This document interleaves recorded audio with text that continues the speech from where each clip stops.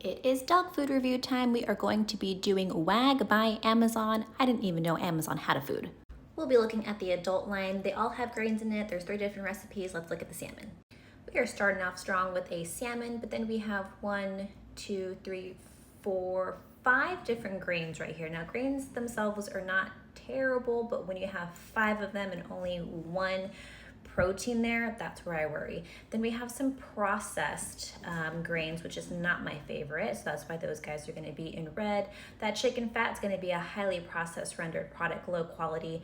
Dried beet pulp is going to be a low quality fiber. Natural flavor, who knows what the heck that is. Flaxseed and salmon oil, salmon oil normally concerns me in a kibble because it's more likely to go rancid because it's always touching oxygen. And then we got some nice blueberries, raspberries, and tomatoes there.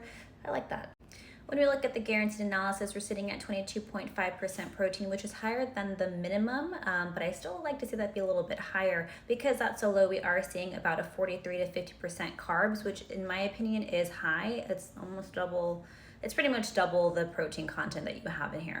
Moving on to our next recipe, this is the beef. Kind of the same thing here. We're starting off strong with the beef, and then we have a beef meal, which is going to be a processed version of the beef, so at least it's more of an animal protein, which I like animal protein more than plant proteins for our dogs, but it's already processed, so I don't love that. Then we have brown rice, grain sorghum, less grains in this one than in the other one, so I kind of like that so far. But then we got more of the grains. They're going to be the processed ones again. A lot of the same stuff that we see. Again, that chicken fat. We got oatmeal. At least it's whole pork. We can see another whole meat source here, which is good. Same thing with that dried beet pulp and that natural flavor. This is pretty comparable. I like this one more than the other one. As suspected, because we have more protein, animal protein in here, your protein content is going to be sitting a little bit higher to 24%, and then your carb content is going to be a little bit lower too, 42 to 49%. I still think that's high, but this one is better than the salmon recipe. All right, the last one we're going to look at is the chicken formula. They're consistent, so we will give them that. We got that green protein followed by some processed, the processed chicken meal, yes. Then we got 1, 2, 3 whole grains, still more grains than probably what's actually the protein in there, the animal protein in there. A processed grain, that rice bran, dried yeast, low quality, chicken fat, highly rendered, highly processed, dried beet pulp, low quality, natural flavor, who knows what the heck it is. Blueberries, raspberries, tomatoes, those are some other ingredients that I do like to see in there because they are whole and they're gonna be, those fruits.